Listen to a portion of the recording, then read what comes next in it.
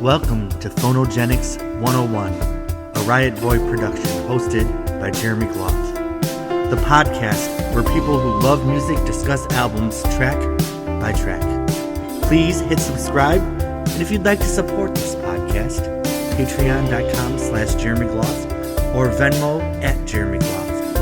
And now, on to the music.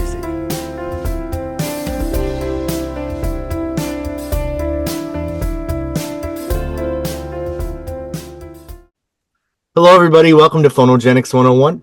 We have reached the middle of season 3. This is right in the middle of the season. We made it. When the season started, my life was in chaos. But I'm like, let's just get this started. And here we are. We are getting through the season. So I'm here with Tadia and Richard, our Emmylou Harris panel. We had a special episode last week, but we're back to our regularly scheduled program today. So how are we doing today, gentlemen? Doing fine, thank you. Well, great. Richard's going to see Taj Mahal tonight, so we're getting this started so he can get on the road to Savannah. How long of a drive is that, Richard? It's only an hour. Okay. Well, Today we are taking on two Emmylou Harris albums. One that was released in late '79 and the other in April 1980, I believe. But the albums were recorded at the same time. Is that correct? Yes. Yes, they were recorded at the same time. Light of the Stable and Roses in the Snow were recorded during the summer, actually. Okay. The reason for Emmylou recording more at the time was she had just toured Blue Kentucky Girl. No, that's not correct. She had released Blue Kentucky Girl. She would tour again in 1980. Okay. When she recorded in 1979, she was pregnant. Oh. So she took time off the road and just spent more time in the studio because it was challenging, touring when she was having a baby, and right. She was, she said it was holding the guitar with a big belly was not easy. She plays a big guitar too. yeah, she does. The biggest Gibson you can get. So she recorded more, and lucky for us she did, because a lot of great music came out of that period. All right. Well, before we get to the proper studio album, we had a special release for the Christmas season with Light of the Stable, which has multiple album covers. So Richard, that's the original album cover right there, correct? That was released in the UK. This is the import from the UK. This is the UK import, yeah. Yep. And the reason I have this and not I got the other one on CD, but the reason I have this was I bought it. I saw it in '79, and I bought it because I didn't want to wait till next year to get it. I actually didn't know if it was going to come out in the US, so okay. I said, I want this album. So for Christmas. Interesting photo on that album is that photo there was taken in the backyard of Emmy and Brian's house up there in Los Angeles, and she was very pregnant in this photo. And but this is not the original album cover. The original album cover is this one. Yeah, that's such a. Yes, this is the original one that first came out as a whole album. But the title from the album, Light of the Stable, was actually released as a single in 1975. Right.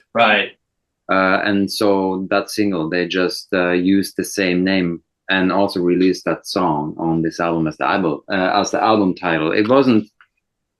I'm not sure if it's actually a Christmas song, but it fits as a Christmas song anyway. Right. And then did that come out? Is that the album that came out in the US? The one you're holding up? This is the US. Yeah, this came out in Europe as well, but the one that you're holding there is only in UK. Oh, okay. Yeah, same album, just different album. One that was in the record store when I saw it there, so I said I won't get that one. Right. Yeah, and in 1982 they had a re-release with this album cover. Oh wow. Wow. Yeah. And then again in 1992 they had a CD release. There's the 92 one. Yeah, and this one is interesting because when they re-released this was the first time it was going to get released on CD. Actually, this one came out, and also a CD in Japan came out with the original album cover on CD as well in 1992. This one on CD and only in Japan. The one that you're holding there, Jeremy, the photo session for that one was taken at the same time as they were taking their brand new dance photo sessions. Okay. So I remember Ricky told me her stylist that they were taking those photos of brand new dance, and then he was like, okay, we take a few more, and then they put her hair up in the ponytail and said, let's shoot, and they did those photos that was used for that CD. And then it also came out in 2004 with a couple bonus tracks, and that was the original single cover, right? For Light of the Stable. That's correct. That was the same single cover, the same that was used in 1975 on the 45 single. Right. And they upgraded the sound on this one, remastered it, and added 3 more tracks that she had recorded up there in Canada with the McGarrigles. So it's interesting. I'm personally not a fan of Christmas albums, really, but I always loved the Light of the Stable. In Tampa, it's interesting because you don't think of Christmas in Florida, but it's actually, we got voted one of the biggest places of decorations in the United States. Like, people go crazy in Florida, but there's, even by me, in 2 different directions, there's these streets where every house on the street decorates, and it becomes like a tunnel of lights. It's so beautiful. I actually love Christmas in Tampa. But Light of the Stable is always the album that I listen to when I'm driving around looking at Christmas lights. It has such an organic, angelic sound that, of course... I think am I still good? Yeah, you're good. Okay. You're frozen for a second. So the actual single Light of the Stable has Neil Young and is it Dolly Parton or Emmylou Harris singing on it? That is a trio with Neil Young. Okay, so Linda, Dolly, Emmylou, and Neil Young, right? Yeah, they recorded that right after the release of Pieces of the Sky, and then they went into the studio and they did that one because got a lot of attention, that album, Pieces of the Sky, and so they recorded Light of the Stable. And Linda had been playing with Emmylou then for a couple of years, and Dolly was doing Emmylou back a favor because Emmy had recorded The Coat of Many Colors, and so they friends, and the story, everybody knows that story by now. But I think that the interesting was saying, when you say the Light of the Stable album here, is that, actually, a lot of those Christmas albums that comes out, I mean, most big artists releases a Christmas albums tend to be a little bit of cheesy, Yeah. Yeah. Same old shit. Emmy didn't do it that way. Of course, she did it differently as well. Like she always does. She went into a bluegrass style, and bluegrass was hot at the time. Did you disappear, Richard? Yeah, I'm here. I'm sorry, I had to move. Oh, okay. Yeah. Anyway, there's a saying, when someone sang country when country wasn't cool, wasn't that a Barbara Mandrell song? Well, Emmylou Harris, she recorded bluegrass when bluegrass wasn't cool, but she sure made it cool. And to take that spin on a Christmas album must have been quite interesting back then. For me, born years later, of course, I have always thought about this album as a great album. I listen to it and it grows on you. The more you listen, the better it becomes, because it's so different from everything else Christmas, and it doesn't have those typical Christmas songs all over, Right. It's a little bit alternative Christmas songs that you don't hear every day on radio. So that's also an interesting take on it. The version of Away in the Manger has the alternate melody to the one that most people are used to. Right. And also, again, Brian Aherne produced it. Well-produced album. Of course, the cast on the album are big names, as usual. And since then, many of those people have become their artists on their own, right. But I think that every year around November, I pick up this album and I always plays it. Yeah. Because it, as I said, it grows on me. It's a great Christmas album. I love Christmas Times to Come In, the opening song. We have a Rodney Crowell, Angel Eyes composition. Did Emmylou write Light of the Stable? No. No. She didn't write it, no. No. Who's the songwriter on that one? Stephen and Elizabeth Reimer. Okay, I think that's just a beautiful song. I mean, it's the closing track on the album. Of course, it was the first thing that was released in 1975. But it's for me, the Christmas season's so tied to this album. This is really the only Christmas album I listen to. Right. I mean, it has that earthiness. It really reminds you of, like, the real reason of the season. Just like there's a lot of heart. Do you guys like the bonus tracks that are on the 2004 edition?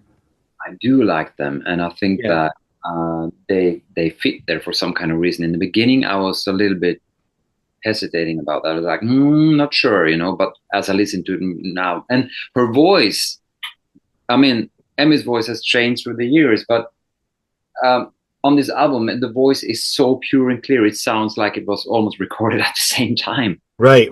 Yeah. The thing about the reissues, it kind of messes with the sequencing of the original album, doesn't it? Yeah, a little bit. Because I feel like the original's perfect. Yeah. I mean, I like the bonus cuts too, but I love the McGarrigles anyway, so. They are angelic. They have harmonies that, like, different layers that are quite rare with artists. Yeah. I know that Richard and I talked offline saying that we're never a fan of the Little Drummer Boy, but I feel like Emmylou's version at least is tolerable compared to the other ones that are out there. Yeah, but I have to say that the harmonizing with the whites on the first Noel. Mm-hmm. Oh yeah, that would have been interesting to hear in church, Yeah. I want to bring you guys down to Tampa to go through these neighborhoods listening to Light of the Stable. It's truly like a magical. Me and my mom always stop at 7-Eleven. We get an eggnog. We put on Light of the Stable, then drive around and look at lights. It's a yearly tradition. So Emmylou is a part of my life. I listen to this every year since 1979.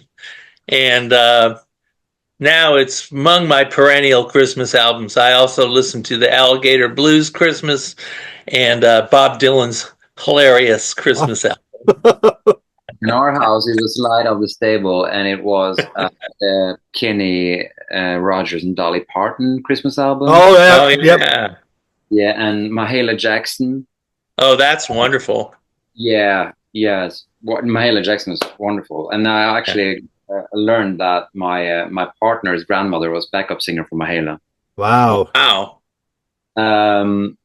And then the cheesy part, the fourth Christmas album we're listening to in our house is Mariah Carey. Well, that's a standard now. I'm a big Mariah fan, so I do love the Mariah Christmas album. I like Phil Spector's Christmas record. Oh yeah.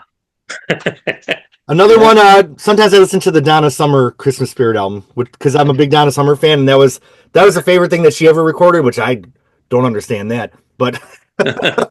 I mean, Donna Summer, that is a powerhouse. Yeah.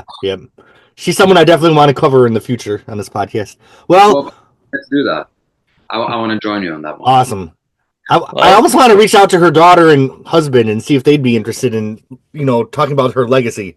Because I feel like these discussions going song by song, album by album, just covers everything from A to Z. Donna Summer lived in Nashville. It's a good friend of Emmylou. Oh, yeah. Yeah. She hung out there with Phil Kaufman, Emmy's road manager, and Nancy Griffith, and they would hang out, Because Donna Summer at one point was going to record a country album in Nashville, and it never materialized. Most underrated singer ever, even though she's a huge success. Yeah. All right. Well, do you guys have any other thoughts on Light of the Stable? I give it a 10 out of 10. I think it's the best Christmas album ever recorded. A classic. Yeah, I agree. Yeah. Light of the Stable. For those who haven't heard Emmylou Harris' Christmas album, go check it out. You won't be disappointed. And if you didn't like it the first time, spin it a second time and you will like it. I wish they would put out a CD with that. I feel like the American cover with the thing on her head is just gorgeous. I know you, Tadia, you said there was a Japan CD, but I feel like that should be the cover of just the general CD because that's the iconic album cover of it. You know what I mean? Uh-huh. Yeah, I have that album on CD, actually, the original one. I think that she's kind of looking like Virgin Mary or something. Yeah. Yeah. No makeup on him. Yeah. And I always love in an artist discography when there's kind of themes between the album covers. And if you put Blue Kentucky Girl, then That Light of the Stable and Roses of Snow, they all had like a border around the picture. So I feel like there's a theme there that was kind of happening. And I think the 92 CD cover is pretty, and I think it's cool they did the cover for 2004, but I really strongly feel that the Virgin Mary picture is the iconic album cover of this, and it fit the theme of the discography. So, if anyone's listening, put it out one more time for Record Store Day with that original cover. Good idea. Good idea.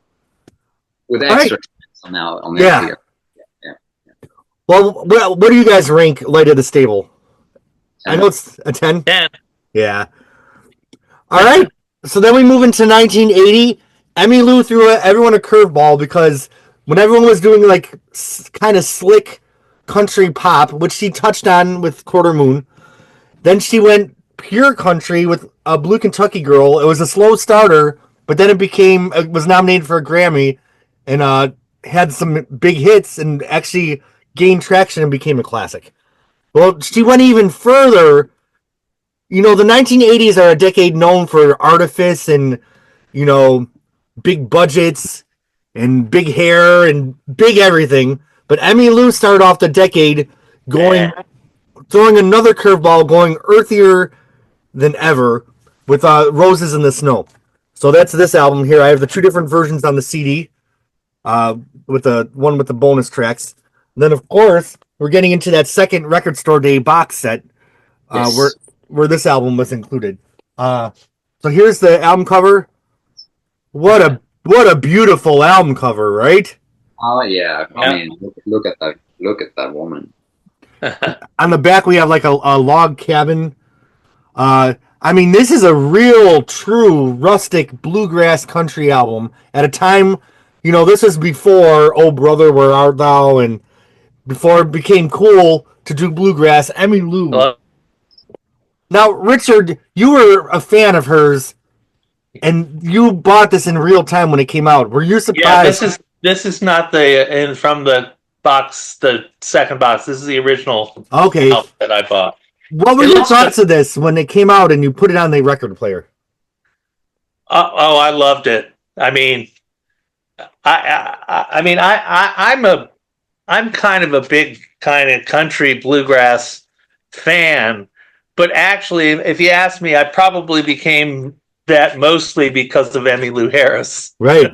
You know, so but by the time 1980 had rolled around, you know, I love this record. You know, there. You know, you said there's not drums on it. There's a little percussion on one track that John Ware plays, but there's not a drum set on it. Right, on the whole album. What a daring thing for. I'm sure the record label was like freaking out when they delivered the album. What is this? What is this?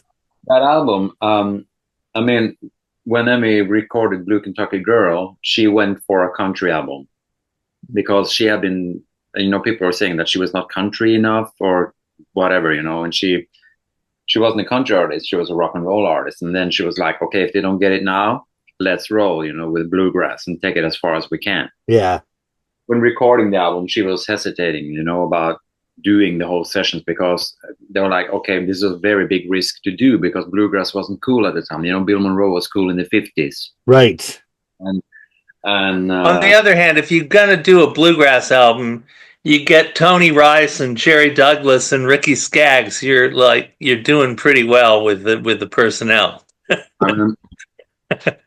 She recorded that album so well. I mean, every song is so well thought and they're so different. And I mean, like the arrangements, bluegrass on top, from top shelf. And not only that, when those names you mentioned there are big names, but she also brought in, you know, the Whites. She brought in Dolly Parton. She brought in Johnny Cash.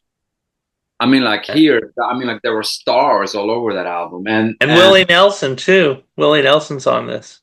Yeah, and can you believe it? How many big names was on this album? And a lot of people don't talk about that enough because people are saying, "Oh, the bluegrass album is a classic by Emmylou Harris." Look at those names who are behind her. That's a testament to the power of Emmylou that she wasn't all those huge names, and it still didn't overshadow her.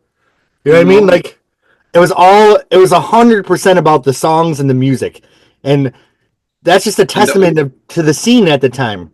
Because now when there's guests all over an album, that's the big marketing thing and featuring this person, featuring that. And there was none of that on this album. It was just the songs listed. And such a big seller, and still to this day is among our top albums. Still to this day, I mean, it's the album that are recognized among artists as one of the greatest bluegrass albums of all time by Alison Krauss, Rhonda Vincent. I mean, those people are saying that "Roses in the Snow" is the album, right? And it's the sound of it and everything else is still holding up there among those new release bluegrass artists' album today. It sounds fresh still. Yeah, it sounds fresh. And I mean, like the opening number, "Roses in the Snow," it reminds me of "Christmas Times Are Coming." It has the same beat. Yeah. Oh, it opens up with a fast bluegrass number, and those bluegrass harmonies. It's just. And her voice had changed slightly on this album. Right. She got a little raspier, I feel like. Yeah. Now, do you guys think that's from all the touring she did? Because she kind of was on the road a lot from 75 to now.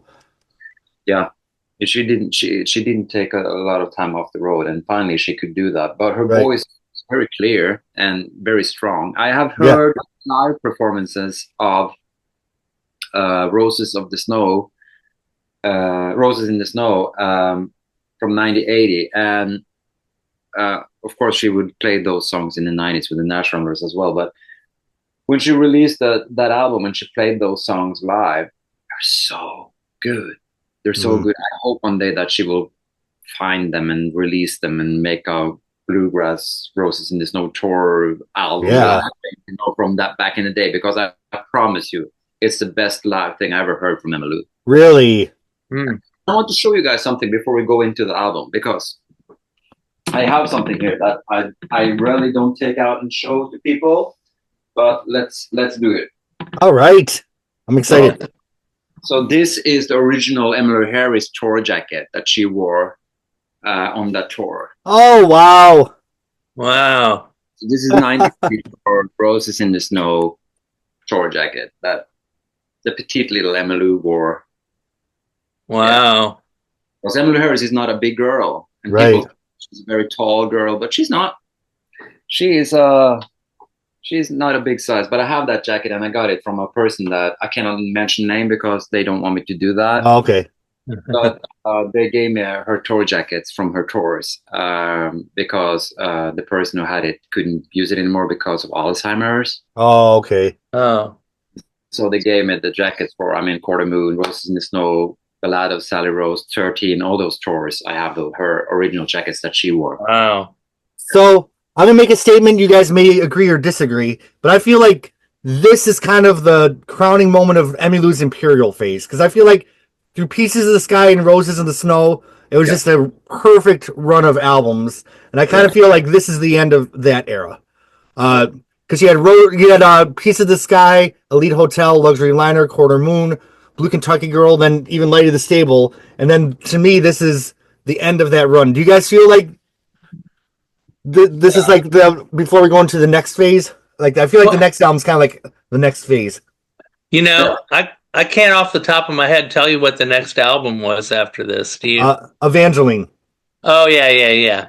Well, aren't Evangeline and Cimarron, aren't those like all kind of mishmashes of different sessions? From those recordings that she did when she was recording that summer, they recorded, and they were like, used the songs that wasn't fitting into any albums and put them on those two next albums. So she recorded for a couple of years, now that she would put up later. Yeah, I mean, there's good stuff on those albums, but I think this is as an album, each one of those albums is an experience as an album. Right. And I think that the two that follow, I mean, Last Date, the live album is great, but but I think that the other two are not quite. We'll see when we get to them. Yeah, to get to them, because those albums, like there were leftovers from Roses in the Snow, How High the Moon, Mill Worker. Those are Roses in the Snow songs. Really? Mr. Sandman, and that was Right. from trio sessions, and so yeah. But Roses in the Snow, let's go into it, right? Yeah. Now? Let's touch on the album cover one more time. Was that around the same time as the Light of the Stable album cover when they shot this one? Or I mean, she just looks so. That might be one of the most beautiful album covers of all time. I Yeah, mean, this was taken around the same time as she took those photo sessions for Blue Kentucky Girl. Ah.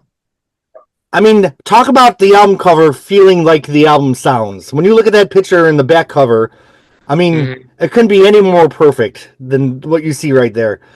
And the last album cover, Blue Kentucky Girl, had her, in a music hall, kind of old timey country, but this is taking her right into the rural, into the mountains. I absolutely love it. That might be one of my favorite Emmylou Harris album covers right there. Yeah. All right, well, into the track by track. The album, as Tadia said, opens with a up-tempo bluegrass. Not a drummer to be found. Is that Dolly Parton on the harmony in the chorus? On the Roses in the Snow? Yeah. No. Oh, who's singing? That is the Whites. Oh, it's the Whites on this one. Yeah. Let's see now. I got everything. Oh, Dolly Parton's on Green Pastures, isn't she? In a little bit. Okay. So, Roses in the Snow, what a great album opener. And what a curveball. It's just so, I hate to use the word earthy over and over, but I mean, you can almost smell like the pine needles when you listen to the song. It's almost like the album Scratch and Sniff. Like you can smell the earth. It's interesting. It's got that upbeat beginning that we've been noting in most of the albums, but it's not lyrically. It's not a very upbeat song. Right. I mean, it's kind of sad. It is, but it's at the same time it has a happy melody to it, Right. Oh yeah. It is true. A lot of like bluegrass and country songs are all like that, happy melody, but the lyrics is really dreadful. Right. And I feel for this album, I'm not going to bother with the thumbs up or down because I think it's safe to assume we give all of the 10. It's a perfect 10 on this album. I don't think there's a weak moment. I can't imagine you guys would think that there is. I think that who recorded that? She had heard that track. Oh God, I wasn't bad with name. On by an artist, female artist, who she actually produced later in 1983. What was her name again? Emmylou produced a whole album for an artist. I don't know.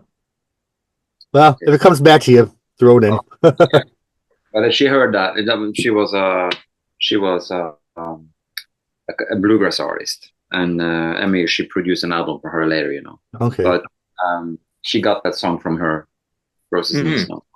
Yeah. Wow. All right. Well, any other thoughts on the song "Roses in the Snow"? What a great way to start this album. Yeah, great song. Yeah.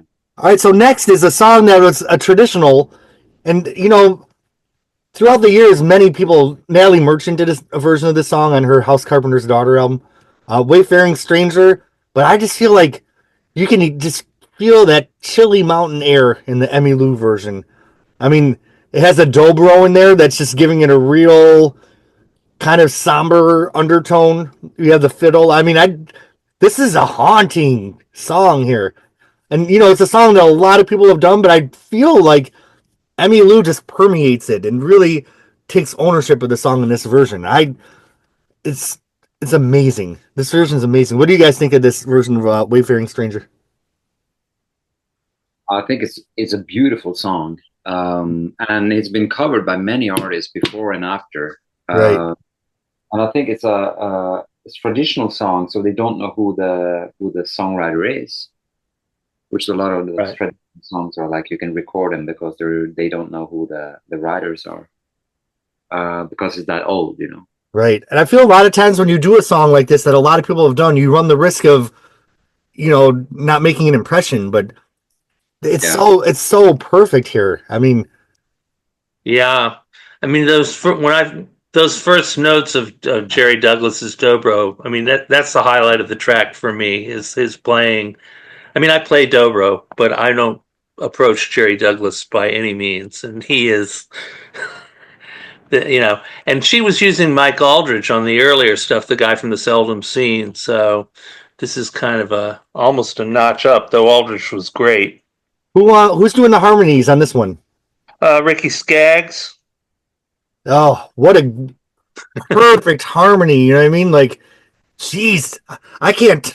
It's hard for me to talk about this album because I love it so much, and I just feel like I'm gushing like an idiot. But well, Skaggs is a huge influence on this record because he comes from bluegrass. Right. That is very important that you said that, actually, because at the time, Ricky Skaggs, he joined the Hot Band in 1980, and from there he definitely, you could hear that he influenced her very much in her direction when it came to music. It was more acoustic, more bluegrass, more traditional songs coming into her repertoire. And he got married to one of the Whites, didn't he? Got to Sharon, or is that right? He's married to Sharon White. Yeah, he's married to Sharon, right? Yeah. And she would bring them with her on the tour. They would. Yeah, I know. I saw that too. Saw them together one time. Yeah. I wasn't born yet, but there. When that chorus opens up into the Ricky Skaggs harmonies and it's otherworldly. I just feel like you're tapping into a spiritual plane of existence that you can only get to through music. And the song is great because there's a modulation between minor and major keys that is really distinctive in this song, I think. Yeah. And it's hard to, going back to the dobro, I mean, you've got to really know your fretboard to be able to play minors because everything's in major triads in the way it's tuned. So, you got to leave the third out usually right. If you're playing chords. But if you're Jerry Douglas, you can go all over the fretboard. Yeah. Any other thoughts on Wayfaring Stranger? It's one of my favorite songs of all time. Almost regardless of who does it, and this is a brilliant version of it. Yeah. Do you think this is one of the best versions, Richard? I absolutely do. Yeah. Is anybody here a Natalie Merchant fan? I'm curious. I like her. Who? Natalie Merchant. I got her most recent record. I think it's her most recent. Is great. Yeah. Oh, I love her. She's definitely someone I plan to cover in the future. Yeah. Because she did an album of Bluegrass, The House Carpenter's Daughter. Oh, yeah. Which closes with a version of Wayfaring Stranger, which is good. She did an album of children's poems, too, right? Oh, yeah. Leave Your Sleep. Yeah, that's wonderful. Oh, my God. Ooh. Yeah, and that album, that song also I saw that song was made popular in a movie called, Cold Mountains. Oh. Oh, yeah? It was Jack White, from the White Stripes, who played it around the fire camp. Wayfaring Stranger, and Dolly Parton has a wonderful live version of it from an album called Harp Songs. Oh, okay. And this charted on the country charts, right? Number 7 or something like that. Number 7 or 9. I know it was top 10. I feel like Wayfaring Stranger. I was talking about the artist that Emmy heard the song "Roses in the Snow." Her name is Delia Bell. Okay. Delia Bell. Yeah, she is a bluegrass artist, and Emmy produced one album for her. Wow. So, we can talk about an album a little bit later, but it's a great album. Yeah. All right, so moving on, the album continues to be flawless with Dolly Parton coming along with just an otherworldly harmony. Green Pastures. It's a 3-part harmony. Is it Ricky, Dolly, and Emmylou? Yeah. This was a song that she had learned from not the Louvin Brothers, but what was the name of the other bluegrass band? Anyway, it was a mountain song. She said that Ricky Skaggs taught her this song. I saw an appearance where she said he introduced her to the song. Yeah. I love how it comes in right to the verse. Like it starts off and then just builds and builds. Oh, it's just gorgeous. I got a question for you, Tarja. Because Brian Bowers plays the auto harp on here, and that's of course that's the Mother Maybelle part. But he and Emmylou go way back, don't they? back almost to New York City, I think. Yes, and so the reason that he plays auto harp is because it was a house burning and all his instruments burned down, and the only thing that was saved was the auto harp.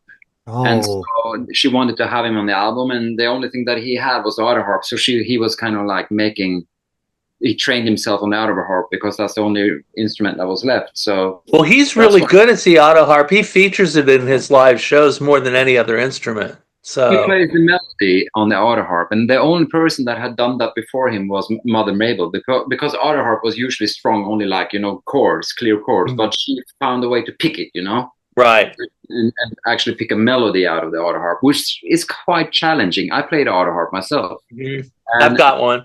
Yeah, and it takes a while, to figure out how to manage those, to do the songs. But anyway, he plays it on here, and it's beautiful. And auto harp was not so much used in the bluegrass music; it was much more used in the folk music, right, mountain music, and so by also doing that, I think that she pays a tribute, to the folk, mountain, old tradition, old timey stuff, like the old timey songs. And who doesn't sing more like that? Hugh Dolly Parton singing those songs. By the way, check out her bluegrass albums as well. But when they're so good. When she sings those songs, you can hear where she comes from. Yeah. Yeah, it's like their roots are from the mountains. She's rooted from the old traditional mountains. They're singing, and when she harmonizes on songs like this that are like the old timey songs, it is exactly where she's meant to be. Yeah. Yeah, it's she is a master, and of course Ricky Skaggs also from Kentucky, and she is from the Smokies, and I mean, couldn't get any better than that. It really doesn't get any better than what we got here. I'll tell you, last night I was listening to this album on the big stereo, and it sounds. I mean, I listened to it a couple times on like Apple Music, and then when I put it on the big stereo, it just opens up. And Green Pastures in particular, those harmonies are just breathtaking when you have it like. It is very good. And Ricky Skaggs, he played her this version from a Stanley Brothers. Right. So that's where it came from, Stanley Brothers. Ralph and what was the name of their other? Carter Stanley. Yeah. And again, it's one of the songs that also was featured on her album later, the Duets compilation album. Oh yeah. And we re-recorded this song for a couple of live albums, the Spyboy album was also featured Green Pastures, slightly different version, of course. And she also released it on a later album, a live album with the Nash Ramblers. The second one? Yeah. Okay. Yeah. Yeah. So yeah, it's a song that she still loves and plays to this day, So it's a favorite of hers as well. Must be because she still picks it out, and people love it. Do you feel like this original one here is her best recording of it? Yes, in my opinion. Yeah, I think so too. Yeah, I think so. All right, well, Emmylou, it's so interesting because the things that she does when you see them on paper, it seems like they wouldn't make sense. So, like when you see like a Paul Simon song on a bluegrass album, like The Boxer, you're like, are you fucking kidding me? Like this can't be. This makes no sense. But I mean, talk about getting chills when you hear this version of The Boxer here. Like, to me, this is the definitive version of this song. I love that. I think I might have to disagree on really? that one. You like the To original one? me, the Boxer interrupts something for me on the album. Okay. And the thing that most bothers me about it is when I'm listening to it, is she sings, "I've squandered my existence" instead of "I've squandered my resistance." She prints the lyrics correctly on the sheet inside cover, but I don't know. I mean, I like it, but I don't love it the way I love everything else on this record. See, I do, because I'm not a Paul Simon fan. So, like, finally, there was a version of the song that I could enjoy. I love that she doesn't change the gender, and she says, and she's talking about whores on Seventh Day. Like, I feel like that's kind of edgy for 1980. and she stayed. Besides the lyric that she switched there, she stayed true to the original composition. I just think that it's beautiful. Her harmonies, the storytelling. Yeah, the harmonies is the one that makes the big difference for me. I think because the That's right. harmony here is like it's a way of doing it differently from what Paul Simon did. I love Paul Simon and Garfunkel. You know this. Yeah, and Garfunkel does some great harmonies on the song. I mean, But come on, give him that.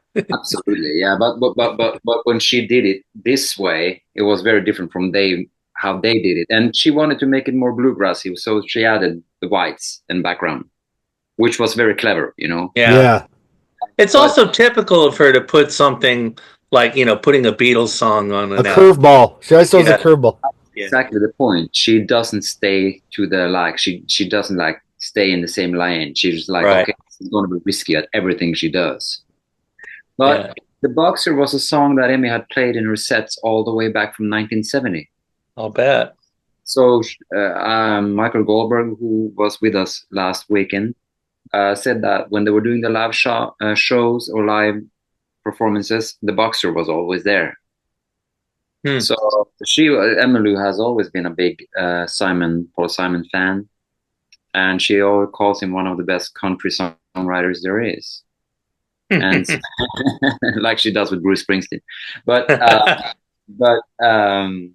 yeah, I like the Boxer. I put it on loud when it comes on. Yeah, me too.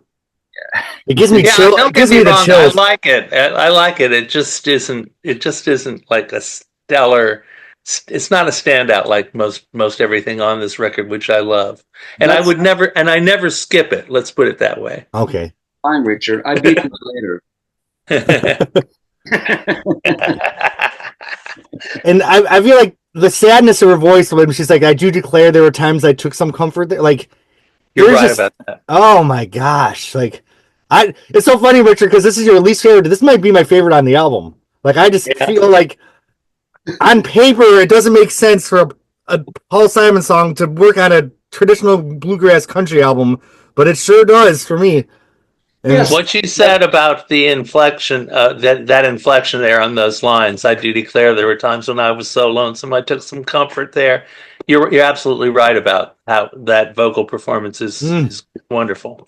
Yeah, and it's and still to this day, she plays it today when her live sets with the Red Dirt Boys, and I mean, she's has had this song in her repertoire for more than 50 years. Yeah, and it's. A song like this will always stand the test of time. A good song will never grow old, you know. Yeah. And it's a great song. Great song. Fun song. Well, any other thoughts on the Boxer? Well, side one of the vinyl wraps up with Darkest Hours Just Before Dawn. And I mean, doesn't the song just sound like that hour before the sun comes up? Like, and I remember like back when I was younger, back even before like Grindr, there used to be something called gay.com, and I used to like, there were times I took some comfort there. But I remember like driving home like from meeting somebody, and like, you always like feel a little empty after that stuff. And I just remember this song, Darkest Hour Before Dawn, playing when I was driving home like at 5 a.m. So I don't know, this is a very haunting song, and I think it's a great way to end side one. I love this song. This may be my favorite song on the record. I tell you what, this is a very good song, and also a Ralph Stanley song again. Right. I mean, she was a big fan of Ralph Stanley, but who isn't? It's only 4 instruments on this album. On this song, it's only 4. It is simple as it can get. But have you ever been thinking about when it's modulating, how that is so different from the chords that it's modulating? And I'm not sure that everybody hears that, but you, Richard, know what I'm talking about. Oh, yeah, I know exactly what you're talking about. I noticed it. I said, oh, yeah, I'd almost forgotten about it. When I listened to it last night, I said, oh, that is so brilliant. Yeah. Typical Brian Ahern to put things like this into a song. And also on a duet vocals here is Ricky Skaggs again. He's doing one work. No, And he Right. sings a verse lead, right? Yeah. he does, and he said that in an interview. He was interviewed at the Country Music Hall of Fame, and he said that Emmy, she put him on a steady paycheck. He didn't have to move to Nashville. He could still live up in Kentucky, and he would come down when he needed to play with her. And during the sessions for Roses in the Snow was when he got religious. Yeah. Not a lie. He said that in the studio they were recording that song, and it just came over him, and it just sobbed and broke down and started to cry, because he had something happened, when he went into the song, and Right. it came He had over his him, epiphany. changed his life forever. Yeah. And that shows Emmylou's graciousness as a band leader, that she would open up a verse and let him take on a whole verse of the song, I mean, she's done it before, but it seems special this time around, especially. Fantastic, I'm sure he wasn't on Grindr when he did it, but it was. Yeah. We all have our darkest hour before dawn, don't we? Yeah. He'd be appalled. But I remember driving down Tampa Road, over by an hour from where I live, and just listening to this song, the sun's starting to come up, and just feeling totally empty and tired and ugh. So yeah. All right. Any other thoughts on side one of the album? Well, The Darkest Hour, Just Before Dawn, is one of the hidden gems because it didn't become a hit. Right. Yeah, I'm not sure if it got any airplay. I'm not sure down in the States. I didn't hear. I know that. Was it released as a single? No. It wasn't. But it could easily have been, because listening to it today, I mean, it's such a great song. Yeah. Such a great song. It's a hidden gem, and it doesn't get recognized enough. It does not. Like The Boxer became a single, Right. Yeah. But yeah. All right. Well, you flip over the vinyl, and definitely a change of tone. Emmylou's getting a little sassy and a little raspy here. She'll throw out the cat, and she'll go stepping too. My friend James, I played him this album. This was his favorite song. He just loved it. What do you guys think of this one? This is definitely. It's All Right Reserve by Bill Peer. I see that, but this is Rose Maddox. Yeah. Rose Maddox brothers. You remember those hillbilly? Yeah.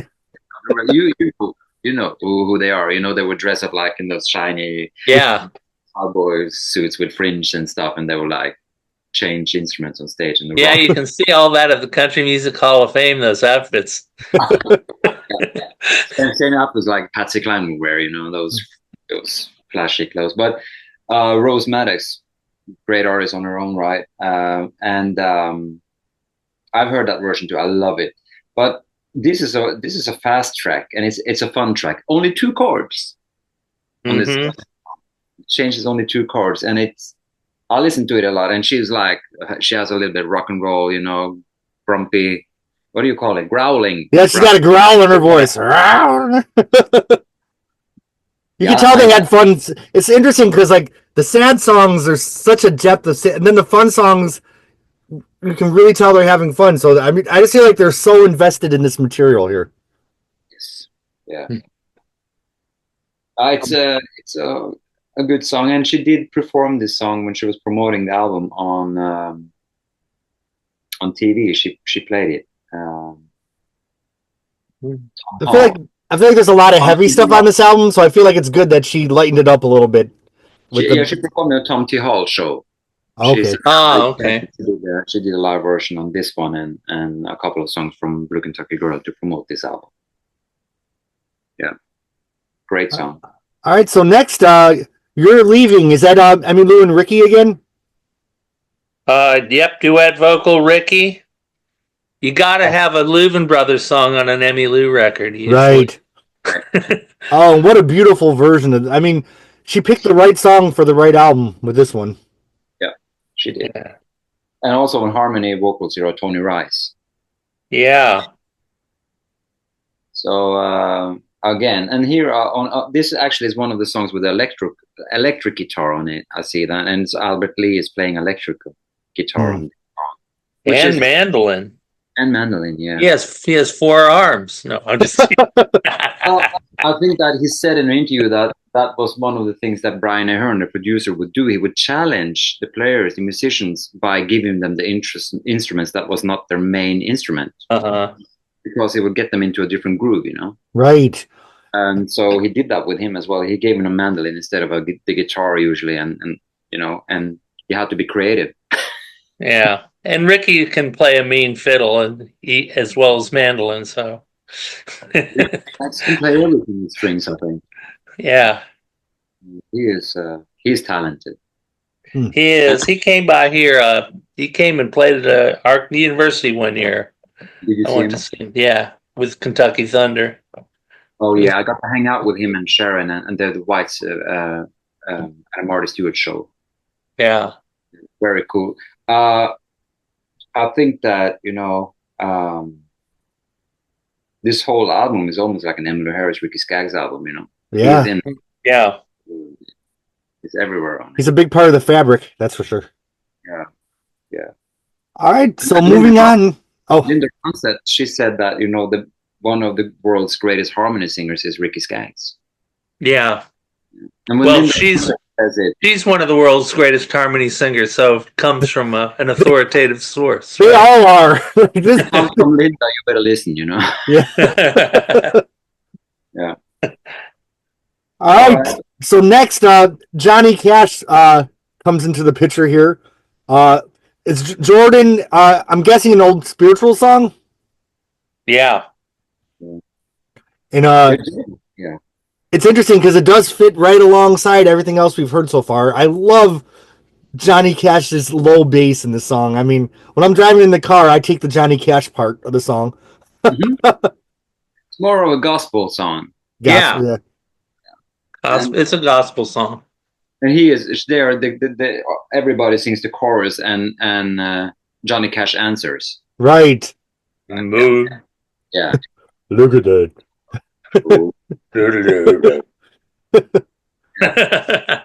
But like a song like Jordan coming out in 1980, think of the music that was coming out that year.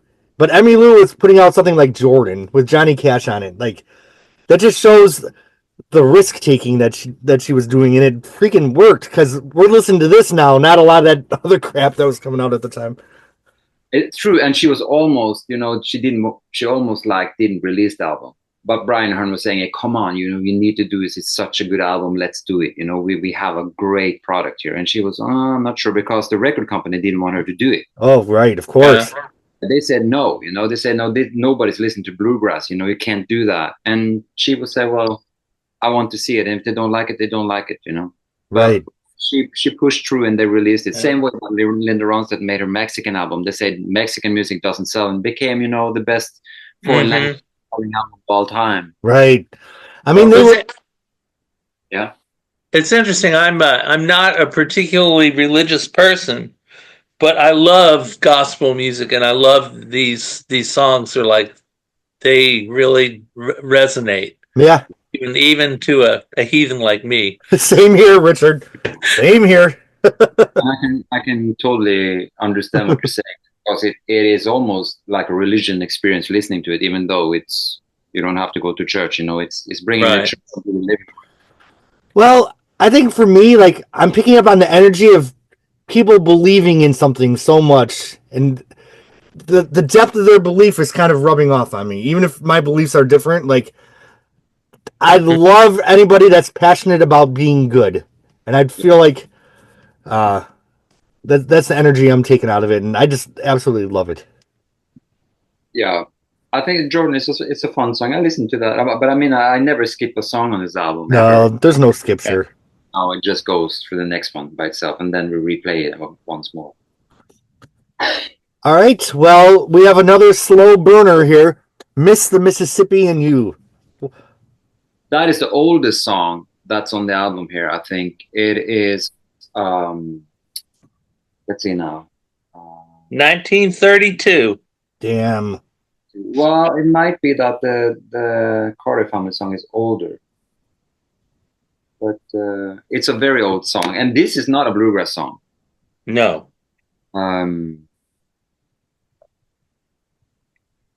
I kept wondering, did they bring in Glenn D. Harden? And I say, no, that's Buck White on the piano. Almost. It's a Buck Wild. Yeah. It is, yeah. But this is a Jimmy Rogers song, Ah, you know. And I think yeah. that most big artists that has been country music, all of them have covered a Jimmy Rogers song sooner or later. Mm. Right. Um, this song is the song that took me the longest to like. But now, I mean, I'm listening to it a lot. Like I said, I never skip it, and it kind of like it's almost the one that doesn't have the same sound as the rest of the songs, Mm-hmm. but it still fits in a way anyway, you know. Right. I think for me, it's probably my least favorite song on the album, but I also never skip it.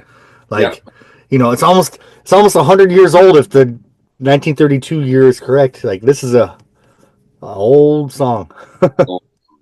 Very old song. Emmylou's vocals are, of course, beautiful as one would expect. Yeah. But any other thoughts on this one before we move on to the closing track of the album? Well, which one is? There was something I wanted to say way back, but I'm trying to remember which song it is. Which is the one that has Willie Nelson playing the gut string guitar? Well, I don't know. You could carry on. I'll find it. All right. If you find it, let us know. Well, the closing track of the album, in comes Linda Ronstadt with a gale force vocal harmony. Like, oh, that Linda Ronstadt harmony in the chorus, that's what really makes this song for me. I mean, and when Emmylou takes on, is Linda doing some of the verses, or is it all Emmylou on the verses? Because they sound very similar in this song to me. all Emmylou. All Emmylou on the verses. Okay, that's what I thought. But for a second, I'm like, oh, is that Linda? No, it's Emmylou. I mean, they were just so in sync with each other. This is a great closing track for this album. Didn't one of you say this is your favorite song on the album, or am I imagining things? Well, I like this, and I like Darkest Hour. Those are my two top songs from this album. Okay. And this is an old Carter family song, so. This is the Carter family song, and it's one of the most famous Carter family songs. Absolutely. I have heard, June, Anita, and Helen Carter sing this song. There are videos of them on YouTube singing it, and I also saw Carlene Carter, and June sing this song. Beautiful song. They did a tribute show for Mother Mabel Carter in 1979, right before she released it. She was very pregnant on the TV show. I've seen it. And Linda Ronstadt came there with a fractured leg. She was on crutches, singing with Emmylou and Ricky Skaggs. And, wow. Yeah, and they all took a verse, except they cut Ricky out because nobody knew who he was. Oh. So and he said that in an interview, that nobody knew who he was, and so they cut him out from the show, from the broadcast, because it was pre-recorded. So they each took a verse each when they were singing it live together. Wow.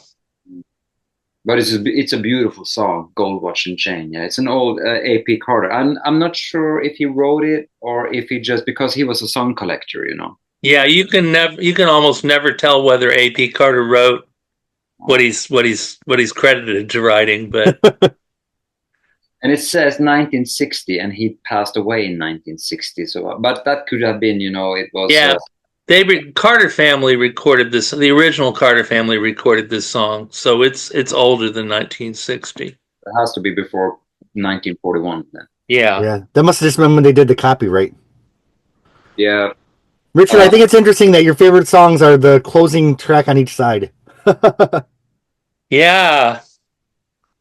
So cool that Emmy would reach back so many years back. I mean, like she recorded Hello Strangers by the Carter family as well. Right. Which was in 1927.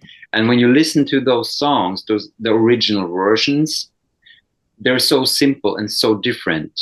And it's almost like you cannot hear how good of a song it is until she puts her vocals on it. And then you're like, damn, what a good song it is, because she lifts the song out to a different dimension when she put her hand on it. What are the instruments in Gold Watch and Chain? What's that instrument you're hearing in the intro? Well, let's see now. It's auto harp. That's okay. So the auto harp. Yeah, I would say it's a dulcimer, but it's not. It's an auto harp. Okay. It's auto harp, mandolin. And Richard, what song has the percussion on it? Let's see. Wayfaring Stranger has some percussion on it. I don't know if there's another one with John Ware on it. Okay. But very minimal. Like, to have an album in 1980 with very minimal percussion was just so daring. Yeah, no drum set, just percussion. Wow. She used to play her live sets with the hot band, in the 70s.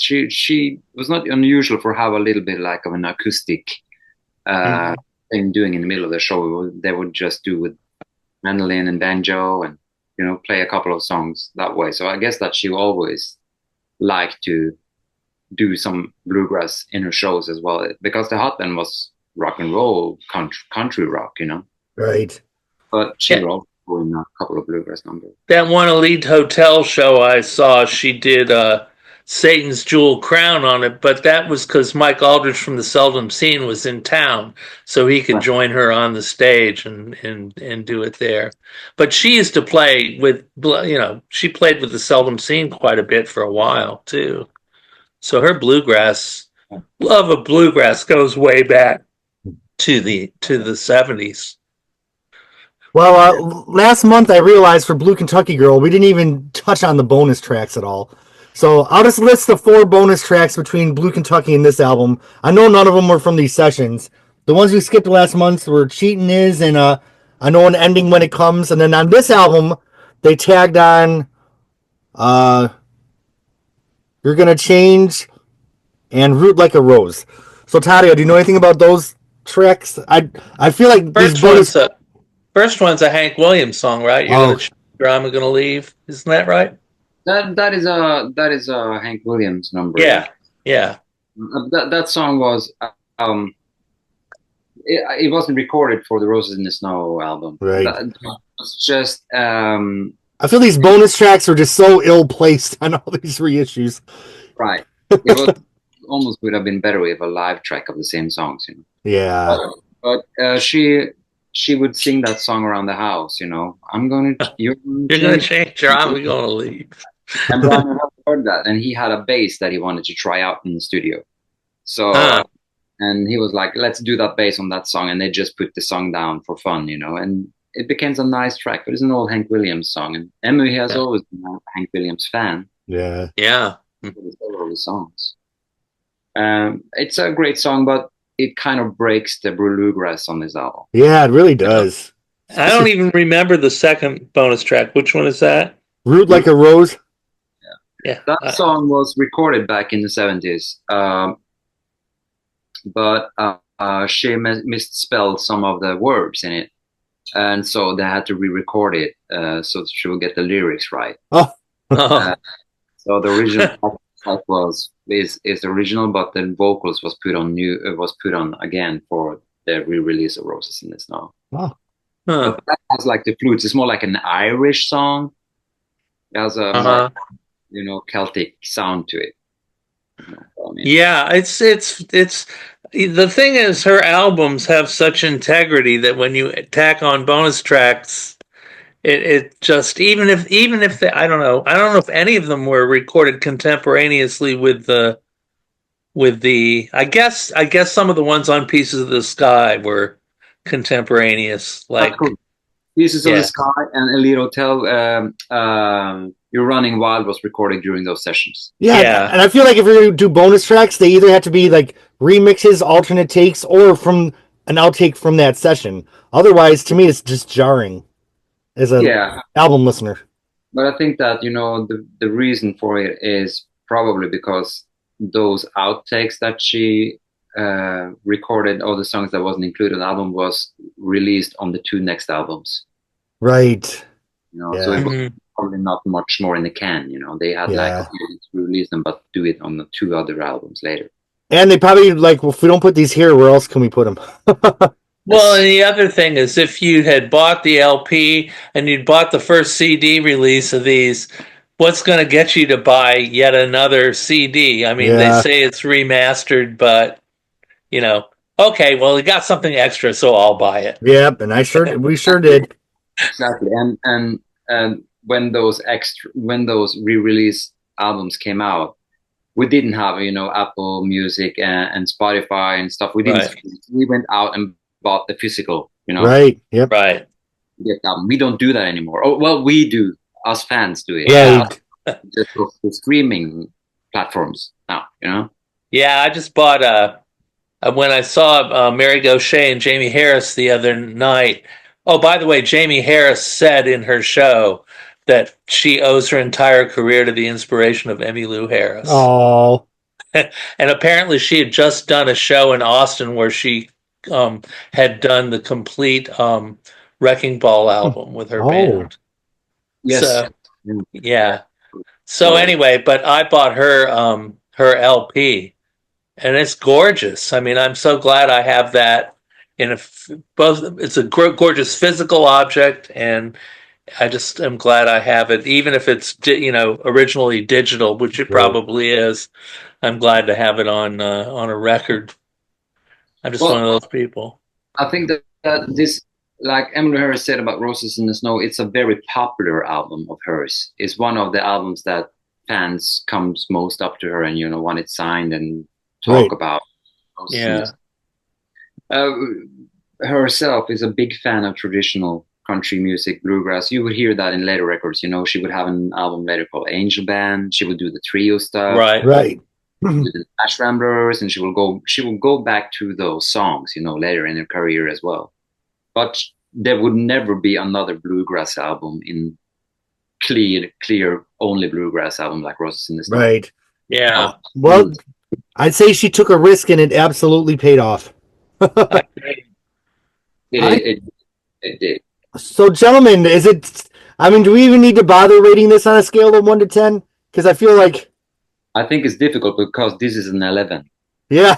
Yeah. It's an 11. I agree. Including the boxer, it's an 11. Yeah. No, she broke the scale with this one. Yeah. And she's really like ending Pieces of the Sky, Elite Hotel, Luxury Liner, Quarter Moon, Blue Kentucky Girl, and Roses in the Snow.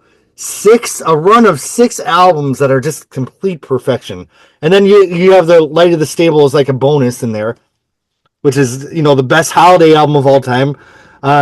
This is a discography that is just absolutely golden, platinum, silver, all the above. And again, it's an album that is different from the previous albums. Right. Again. She never recorded the same album twice. She always found a way to do it differently. So I feel like the next podcast is where the 80s really begin. I know this came out in the 80s, but to me, Evangeline's like the beginning of the next era of Emmylou Harris. So I look forward to entering that with you guys. Any closing thoughts on Roses in the Snow? I know you have a drive ahead of you, Richard. And Toddy, it's getting later at night over where you are. Yes, it is. But okay, I can go first. And I would say that even if you don't like bluegrass and you're not into like country music and you're a big Emmylou Harris fan and you like her albums from Wrecking Ball up to now, I would give Roses in the Snow a listen. Because Roses in the Snow is such a great album for no matter what kind of music you like. Yep. It is a crown of bluegrass standards. Yeah. It is fantastic. I agree. And it came out in a time when bluegrass wasn't cool. Right. But it charted and it put bluegrass back in place, and today bluegrass is a whole industry, It's a seminal album.